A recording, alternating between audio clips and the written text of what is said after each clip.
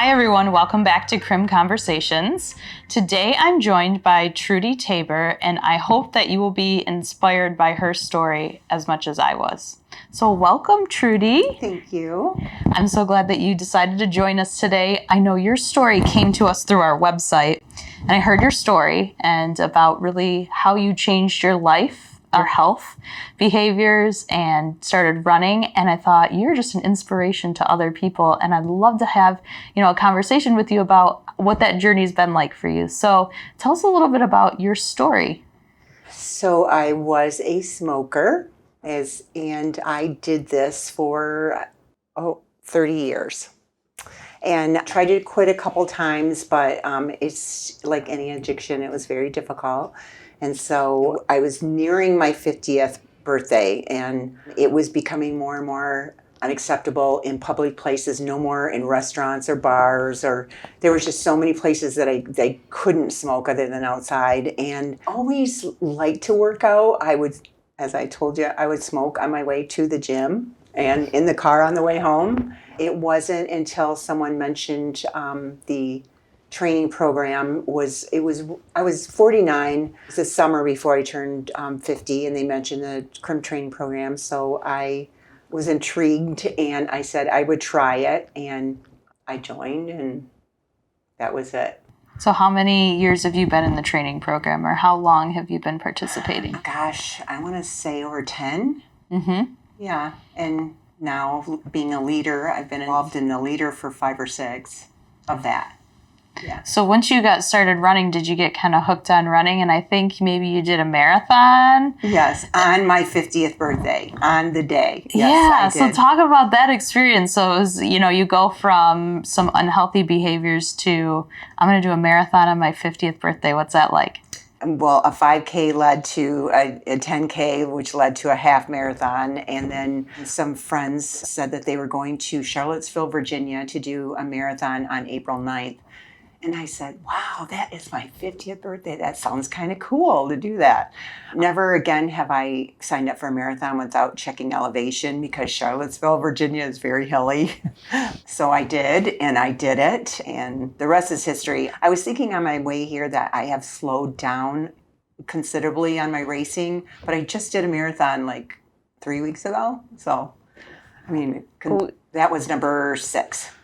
More marathons than I've done. So there's still hope for me that I will be able to do one day. Yeah. How did you start? You told me kind of a little bit of a crazy story about how you guys used to run maybe from Frankenmuth and Montrose and do this 18 miles. Will you tell us a little bit about that? And we did it summer and winter. I can remember blizzards, and we were out there on these back roads and snowbanks and running. We had to play one stop along the way that they would let us use the restroom. But yeah, we would meet at a girl's house in Montrose, and we would run to Tiffany's in Frankenmuth, and then someone would give us a ride back. And that's about 18 miles? Yeah, we called it our 20, but it was 18 miles. And, it was funny because on the way back, we would be driving, and I would think, wow, this is a long way. That was really a long way in the car.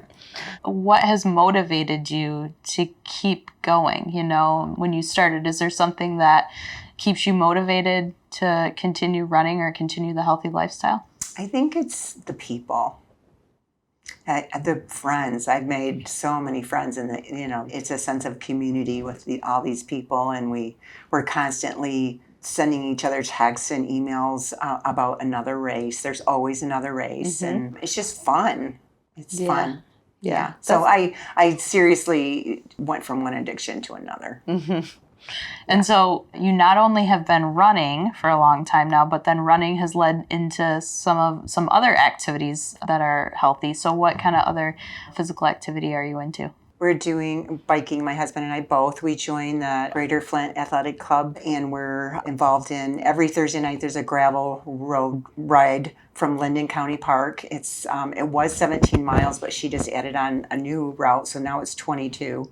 And so every Thursday night, 22 miles in gravel. And my husband was running. He had a hip replacement, so he enjoys the biking, so I try to do that with him. So what have you found is the difference between running and biking? Biking, you need the right tools for the trade, for sure. The right bike, and you can go farther. It's equally as fun in a different way. Last night we went to Ridgefield Park and did the trail out there, out to Stepping Stone Fall, and it's beautiful. It's just beautiful. And there was probably 11 people that just show up and as a group and want to ride together. So it's the same, but only different mode of transportation, I guess. Your feet versus, a vehicle. But yeah. What's your favorite place to ride around here? If people are looking for a good place to ride, what is it? I like Fenton. I like Linden County Park. We're working on that trail, the LAFF trail out there. Yep. That's a great place. That Richfield, starting from the BMX park right there, that going out to Stepping Stones, also a very good place to ride. You can take your family. That's another thing. That's the biggest thing about the bikes is that you can even take your smaller children with you and do a family. And it's fun. It's fun. There's groups out there that you can get involved with, and it's the same people that you meet. Yeah, I think that's the thing that people tell us about the Crim training program is that, even after many years, they could run, they could train by themselves, they could do a marathon, but it's that group camaraderie to get together, to be accountable, just to have fun and have conversations and relaxing and maybe go out to dinner or just have snacks after, group. So it really has created that sense of community. Right. This morning I was running and I passed someone that I knew and the girl that I was running with, she said, do you know a lot of people? I mean, I just do now. You do. You just, it's such a huge community and the support. On Tuesday nights, we were down here and there were so many groups and it was so nice to see all the groups back together again. And everybody's like, hey, good job. And, everybody needs that. Yeah. So what would you say to somebody if they were trying to get healthy? Maybe they're just need that extra push. Maybe they just not physically active, not eating right. They're a smoker. What would you say to them to maybe motivate them? Just do it. Just like the Nike thing, just like Nike, do it. Just do it. There'll be no regrets because it's easy to say I can't. Friends along the way through the years have not been able to run anymore, but it's all about what you can do. There's swimming, there's other things. And so maybe running's not, but there's walking groups too, and those are just as great. So yeah, I'd say you just surround yourself with like-minded people that are very supportive, and that's a lot of it. The people. Yeah. Again, it's the people. Yeah. Yeah, I think your story helps, at any age. It doesn't matter what age, there's something that you can do or something that you can get started in to really help you improve your health and fitness. So tell us about what is a hidden gem in Genesee County that... It's the murals. The murals, yes.